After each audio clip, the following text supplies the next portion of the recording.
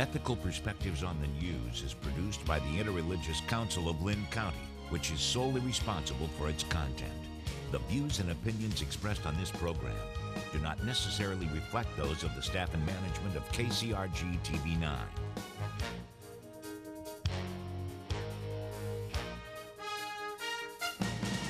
Good morning, and welcome to Ethical Perspectives on the News. I'm your moderator, Karl Cassell, President and CEO of Horizons, a Family Service Alliance. With the ever-increasing pace for learning and understanding in a global economy, our education system must adapt and adapt quickly. Many educators and districts in the state of Iowa are discovering that the industrial age classroom might be a bit antiquated and are rushing to develop strategies that can equip students with the tools for learning. We have three guests joining us today to discuss the collaboration between educators, business, and the community. We will start to my immediate left with Dr. Trace Pickering, Associate Superintendent of Cedar Rapids Community School District. Carl, Good morning, thank you. Next, we have Christina Cuva Rodriguez, who is a community volunteer and a parent. Welcome. Thank you. Nice to be here, Carl. And finally, Chris Bergman, Executive Director of the Waukee CAPS program, which is Center for Advanced Professional Studies. Good morning. Thank you, Carl. Happy to be here today. Yes, glad to have you guys. And so we're just going to jump right in and deal with an issue that a lot of communities are struggling with, but what we want to highlight today is what's being done, how is this affecting students, and what do we see as the benefits long term. So the first question is, what are the greatest barriers in moving schools and education from the 20th to the 21st century capable organizations or learning centers that they need to be? And either one of, or any of the three of you can take that question. Well, for me, it's really, I'll boil it down to two things: fear and a scarcity mentality. Even though we know what currently we're doing doesn't always work for all kids, the fear of what's ahead sometimes really stifles us. And then the scarcity mentality that if we go to something new, is it going to hurt my child? Is my child going to somehow become disadvantaged? Those are two big barriers. And then the other is simply we have to confront the idea that the system that we have isn't capable of being improved to do what it is we really want it to do. And that just taxes everybody's time and effort. We really need to think about a blank sheet of paper and redesigning from scratch to get us what it is we want. Perfect. I would say just embracing change. Change is ever present in our world, and different people respond to that differently. And just communicating and having the time to, I guess, cast the vision and support the vision, and make sure that that change is as comfortable as possible. Any thoughts on what some of those barriers are from a community advocate, from a parent's perspective? You know, Carl, there are a number of barriers. I think as a parent, we're so afraid of how can our children get ahead? What does it take to bring our kids into some of the best schools? And I think there becomes this crowd mentality where we're almost herding our kids through this system, this academic system, that it isn't even current with new research on how kids learn or their brain development. And I think that's probably one of the biggest barriers, is just the social and the cultural pressure we feel as parents. Yeah. And so let me kind of dig a little deeper on that, because you all kind of mentioned some of those things. So we know there's a herd mentality. We know there's fear. We know we have to confront these issues. How long do we think it'll be before this becomes what we might consider normal? Are we looking at 5 years, 10 years, 20 years? And the reason I ask is because what we have to consider is, are we wasting time? Are we losing some students? So what is the time element before we see this as potentially normal? Wow, that's a great question. I've been in this business almost 30 years and been working in this, trying to make this kind of thing happen for 30 years, so that's probably not all that encouraging. But the things I do see happening is I see a greater acknowledgement that our world is dramatically changing, that many of the kids who, for whatever reason, the existing system doesn't work for, they're much more visible. We see the damage that that's doing to them or the lack of opportunity they have. And so I'm encouraged by the pressure that we see as a society to make some changes might allow us to move a little quicker and get some things done. So, I would say in that same sense of moving quickly, one of my greatest excitements is just the direction our entire district, K-12, is headed. We really see Waukee CAPS as a part of the comprehensive high school experience, as a part of what we're trying to do in our classrooms as well in terms of being innovative, creative, really providing opportunities for inquiry. We've tried to connect many of the things we're doing in CAPS with our students in middle school and at elementary level. And I think any time that you're moving forward as a system with that same mission, you're going to move more quickly. And I think the change will take place at different timeframes in different communities based on, I was telling Trace that the median age in Waukee is 33. We have a mindset of age 33 from a lot of people, but yet our school board is completely supportive, very cutting edge, and therefore change, moves forward more quickly when you have that momentum of an entire community. So, yeah, I think we've seen that in our community. Our business community and our social organizations are getting a stronger voice in that and playing a role. And like Waukee, we have an incredibly supportive board that's pushing us to be innovative and not back down. So all those things are helpful. Right. From a parent? Or? I think just as a person who likes to peruse sort of the Wall Street Journal, I was reading last week that, Obama is really trying to advocate for free community college. And I think that is actually going to accelerate programs like ours because it's saying, hey, our kids are graduating without the right skills. So I'm excited that there's a little bit of awareness and pressure coming from the north, if you will. And then we also have this, what I would call grassroots force happening, where we do have school boards in Iowa and around this country that are saying, yeah, we need to have this change too. So you have this sort of dual force happening, and that just might make it happen sooner than we think, or move forward quicker than we have in the past. I think also, I'm going to just add one other Please. thing. The one thing that this role has afforded me is to just really, again, see the spirit of people. People in the state of Iowa want to support each other. Trace and I have been in conversation. We've been having other districts coming to Waukee. We want this to be successful for every student, whether they're within our district or your district, because it benefits everyone. And I think we're seeing people wanting to impact the face of education together, and I believe that speaks very loudly for Iowans. So someone outside of each of your districts, what would be the first steps in initiating this amongst districts? What would be your advice to someone who says, you know what, I learned something today. We need to look at this differently. What should they do first? I would say just because we've had several districts come in, one of the things that I found important for me to be any bit of help is to be a really great listener and to listen to what the needs of their community are, because they're very unique in every corner of the state. Listening to what their goals are, what they want for their students, and asking those right questions, knowing what we've been successful with, as well as maybe areas along the way that we've had some challenges. And if we can take some of those off the board for them and move them forward more quickly, I think, to me, just listening and asking the right questions and helping them see how that could look for them. Yeah, I would agree. You can't think your way into change. You have to take some action. You have to do something different. You have to be willing to make mistakes and be very transparent about, hey, we tried this, it didn't work. We tend to culturally be really concerned about getting it right the first time, and education's probably as guilty of that as any organization. And for us in our community, much like Chris said, every community is a little unique and different. We did a fun little thing called the Billy Madison Project that you were a part of, and we put community members back in high school. and said, you know, you may think you remember what high school was like, but looking at it with adult eyes, as you know, is very different.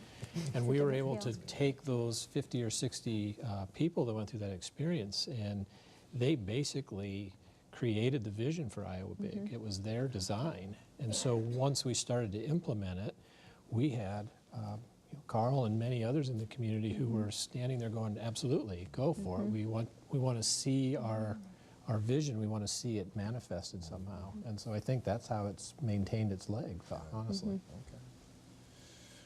Okay. We're under the assumption everyone knows what the Walkie Caps program is, what Iowa Big is.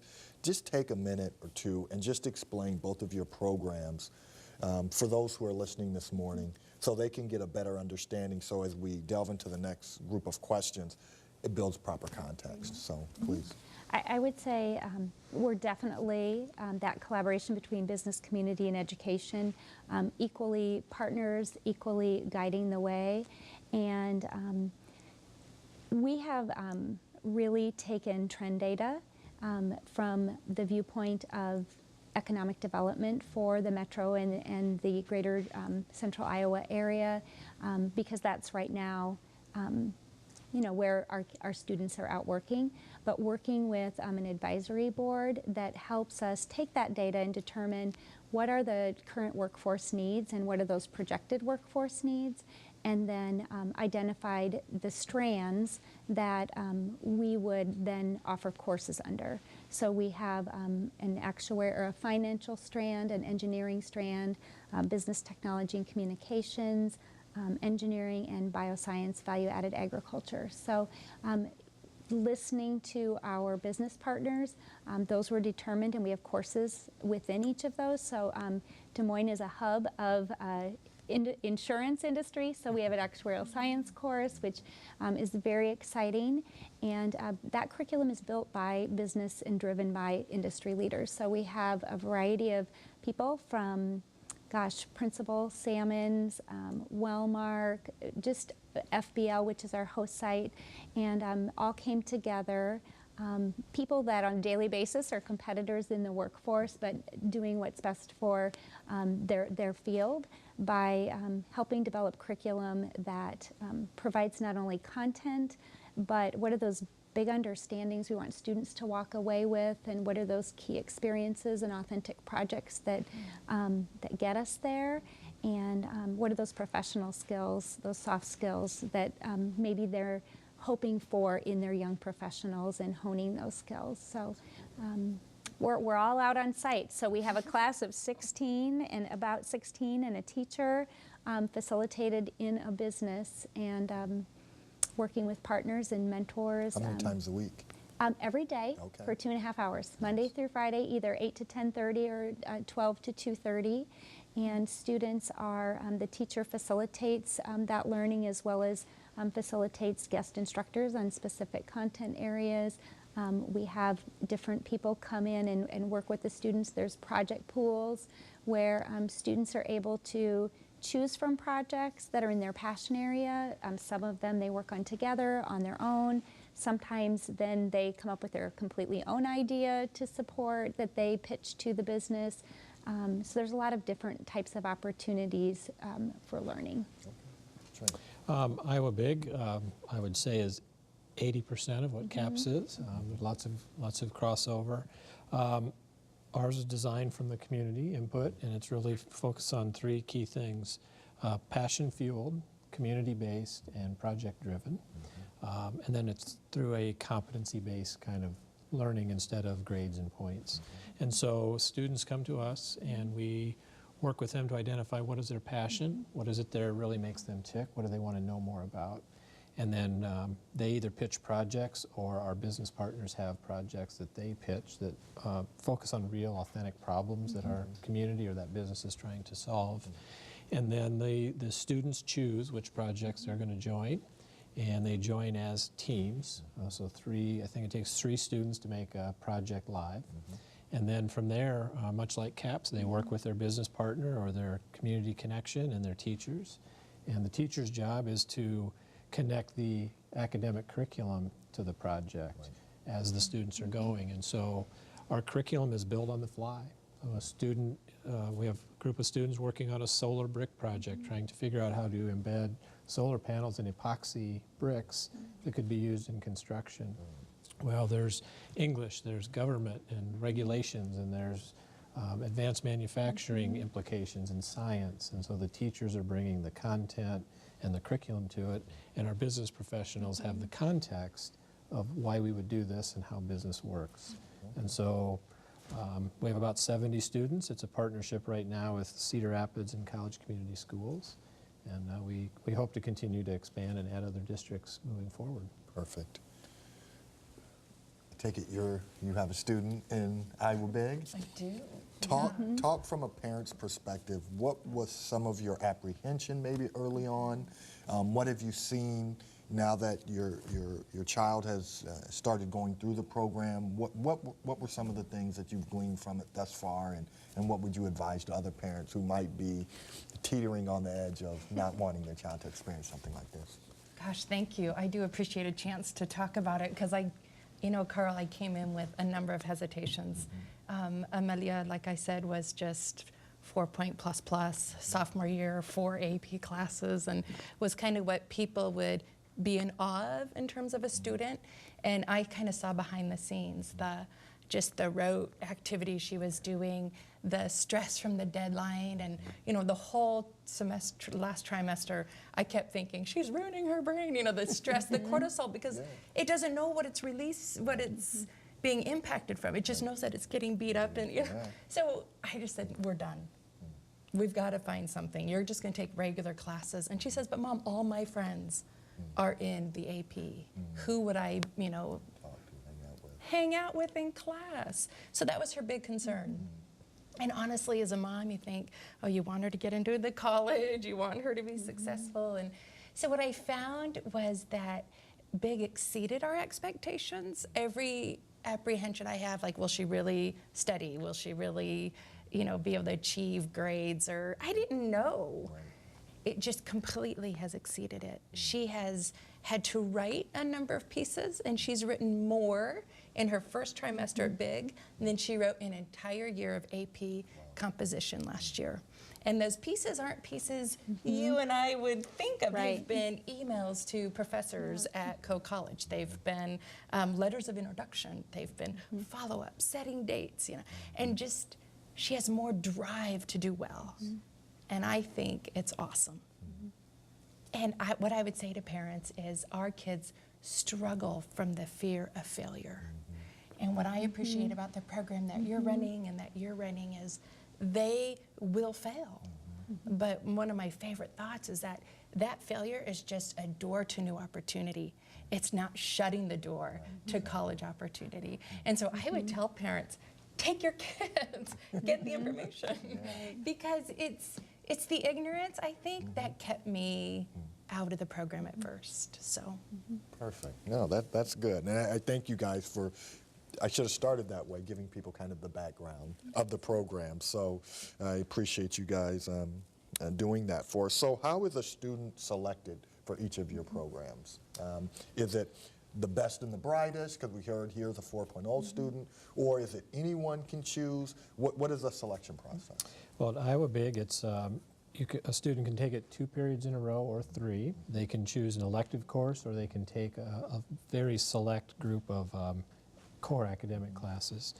They can do that right through their high school as part of their high school program. We encourage all students from all walks of life. We really want to be reflective of the Cedar Rapids and College Community School District in gender, in ethnicity, and in academic, traditional academic performance. So as an example, our 70 students range from a 1.0 or 1.8 GPA to a 4.38569. And what's really exciting about that is we didn't share the GPAs with our teachers until about 2 months into the program, and then we pulled them out, and they said we'd have never guessed. But we all thought they were 4.0 kids. So. And we're finding the exact same thing. To me, the beauty of Walkie Caps it's for everyone. And we have a website, walkiecaps.org, where kids go to apply. The requirements are things like have a collaborative spirit, be willing to take risks, be open to possibility and partnership with businesses, be willing to be out of the high school for 2.5 hours a day, those kinds of things, adhere to that professional dress and business ethics and all of those things. And so truly when you get into the application, there's questions about, what experiences or learning or topics, what encouraged you, why did you apply? We want to know that. We want to know what are your strengths, what do you feel like you might be able to offer, your business partner, and just what are your goals? What do you want from this experience? So that's how we determine, and we are very excited. We're seeing the same results not only with students that their GPAs might be different, but as far as their attendance. Maybe school wasn't quite working, and they're here, and they're finding their gifts, and they're finding their passion, and there's a lot of different. Every student's successful in a different way, and they're all growing. We all come in at a different point, and we keep moving forward, and that's a good thing. Okay. And what we've found, just to add to that, is it's not for every student. We've had a few students who come and they need more structure in that, and that's wonderful. And we really pitch it, if you're a high-performing student taking those great AP classes and doing well, and you want to build a resume and let yourself kind of stand out to say, not only did I do well in my courses, but I took on this project. It's for that group of students, and it's also for those kids who, for whatever reason, have just lost that fire, that spark for learning, and that perhaps an opportunity like this might reignite that, and not only help them at big, but when they're doing their coursework in their high schools, we hope to see them more engaged in taking those more challenging courses in that. You mentioned college. So I'm curious, and obviously we'll be speculating a little bit, but how would we think colleges would view this sort of learning? So from a parent's perspective, what would you say a college would see? You're asking me all the good questions, aren't you, Karl? That's your job. You do so well. I have been pretty keyed in on that. And again, last week I read an article that was talking about how colleges some of them are starting to substitute the standardized tests for these personal essays. And it's in these personal essays, if you don't have any content, because you haven't done anything, you're kind of stuck. And I think it was even the Gazette that ran some great articles, about 6 months ago, about soft skills and how those are becoming much more important in terms of the interview process. And I've been preparing for a little workshop. I'll do it big. And I've gone to a lot of the major universities, and they want kids with content. What have you done that's different, and how do you speak to it? But not what have you done, how has it impacted you? And that's where that's where you make the conversion. That's the difference. I know CAPS has 50 or 60 colleges who are basically saying this model is not only something we're interested in, but it's something we'd love to see more kids involved in. We hear the same thing, and one of our first year experiment, when we were doing experiments with this, one of our first students got a full ride scholarship to a university, and they expressly told her, you stood out from all the other 4.3, 34 ACT kids because of that project. And so it's those kind of things that we're working on. And of course, GPA and test scores are still quite important, but I think we're seeing colleges they're really looking not only for kids who do well academically, but who have a picture of what it is they want to do and where they want to go. I would say just all of our conversations with, DMAC, we're partnering with as far as for credits right now, but we've been in conversation with the regions, all Iowa, UNI, and Iowa State. Just great conversations on being innovative and being supportive of those professional skills and honing those students that understand and have had some of those experiences. So I would say very positive response, very, very supportive. Very good.